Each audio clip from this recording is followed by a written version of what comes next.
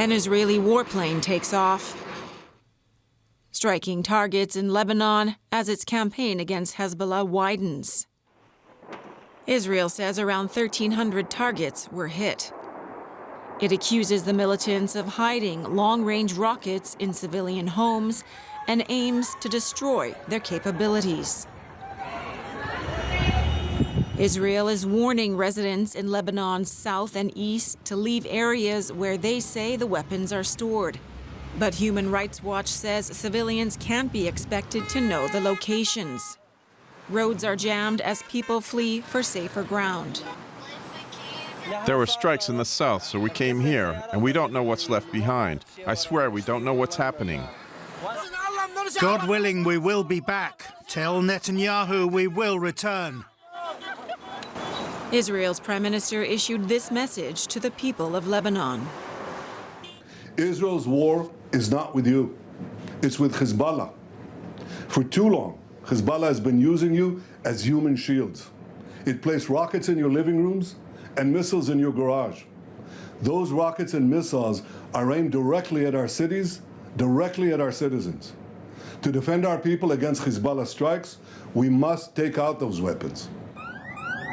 Hezbollah says it launched dozens of rockets towards military bases in northern Israel, including the port city of Haifa. Residents there are divided over Israel's airstrikes. We need to end this war, not to start another one. I'm very happy that we are finally retaliating. The government is showing us they care and aren't abandoning us under attack. And we are finally fighting back. Maybe it will help to lead us to the end of this chaos. Israel says it will stop only when its residents can return to northern border areas which were evacuated. Hezbollah, allies of Hamas, say they won't stop cross-border attacks until there's a ceasefire in Gaza.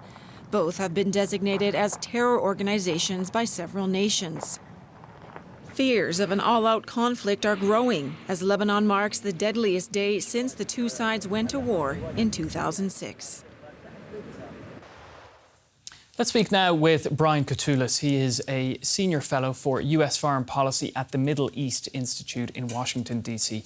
Welcome to DW News. So Israel says it's hit more than 1,300 Hezbollah targets in the last 24 hours. Lebanon's health ministry says almost 500 people, including 35 children, have been killed and over 1,600 people injured. Do we know what Israel's goal is here? I think Israel's goal is to try to restore a sense of strategic deterrence against Hezbollah and some of the other forces it faces in the region. And that's a pretty tall order, given the nature of Hezbollah. It's a terrorist organization. It has a very sophisticated militia. I think Israel's exacted a pretty high cost in taking out some of the leaders and the command and control and communications capabilities. But this is a very sophisticated force, and this could be a very long fight. So we'll see what comes next and how Hezbollah chooses to retaliate, as Hassan Nasrallah, the leader of Hezbollah, has threatened they would. Brian, is this essentially the beginning of an all-out war between Israel and Hezbollah? It's anyone's guess. If it's an all-out war, it's going to be very costly for the people of Lebanon, and not just Hezbollah. If you look at the record in 2006, that was devastating for Lebanon. And Hezbollah still exists. Here we are, almost 15, 20 years later. So I wouldn't, the thing that I am focused on as well is do other actors, including Iran, which has been quite quiet since its episode in April when it fired ballistic missiles and drones into Israel unsuccessfully. So there's a lot going on in today's Middle East, and Israel's trying to, I think, restore some sense of deterrence against its adversaries, but I think it's a really difficult task, given that it's not just Hezbollah today, it's also Hamas still that exists in Gaza, and there's a range of other militias, including the Houthis in Yemen, that fire on Israel almost on a daily basis. Is Hezbollah still actually in a position, though, to respond militarily to these attacks to any significant extent?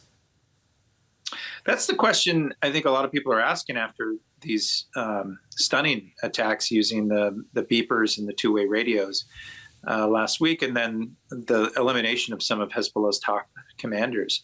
So I think we'll know the answer to that. I think it's anyone's guess. It depends on how deeply embedded some of the leaders who still exist, they are underground.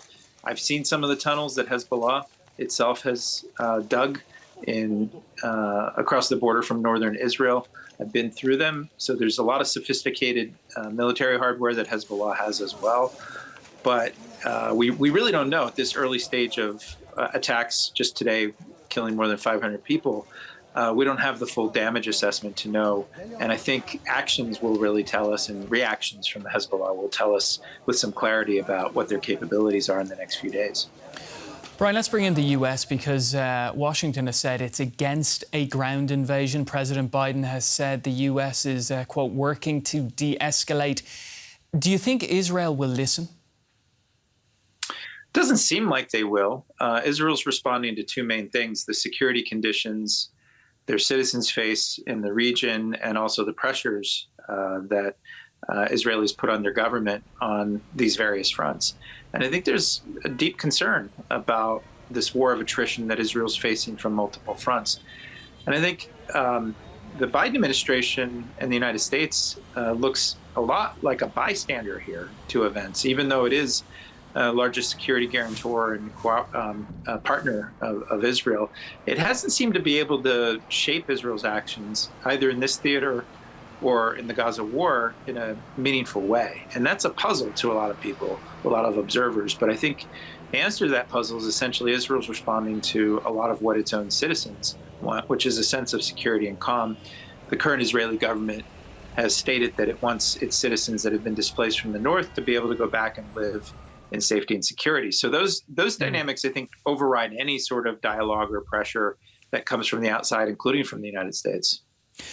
We're running out of time, but I do want to bring back one issue, which was you mentioned Iran a little bit earlier in this interview. How do you see the role of Iran in all this? The Iranian regime, of course, being Hezbollah's main supporter. Well, Iran looks pretty weak these days, and they are relative to what Israel and the United States and some of U.S. partners have around the region. Iran has been embarrassed multiple times this year, including, I think, its ballistic missile and drone strike in April, which did not succeed. It also was embarrassed at the end of August when the leader of Hamas, Ismail Haniyeh, was killed by reportedly Israel inside of Tehran. So, but everybody's waiting to see if Iran actually jumps in here. But a lot of observers think that Iran also has an interest not to get more deeply involved. Brian, we're going to have to leave it there. Great chatting to you. Thanks for your analysis and for joining us on DW News. Brian Katulis with the Middle East Institute. Thanks, Pablo. Well, I'm joined now by Joost Hiltermann. He's the director of the Middle East and North Africa program at the International Crisis Group. Mr. Hiltermann, it's good to have you with us. Is there any hope of preventing a wider conflict in the Middle East at this stage? We should always hope, and it's never too late until it is too late. So we have still the chance to let diplomacy do its work. I think the United States in particular has the ability, perhaps the will, to impress on Israel at least, to desist from further escalation. So far, Hezbollah has not responded in kind or at the same level, and perhaps it's no longer able to do so. But what we're seeing is we now are talking about 500 dead already in Lebanon and over 1,600 wounded from the latest attacks. The risk that the conflict will engulf Lebanon and that then potentially Iran and the United States get drawn in certainly exists, and we need to do everything to prevent that. Your group has called on the United States to push yet again for a ceasefire in Gaza. Does an end to the escalation along the Lebanese border, does it depend on a Gaza ceasefire?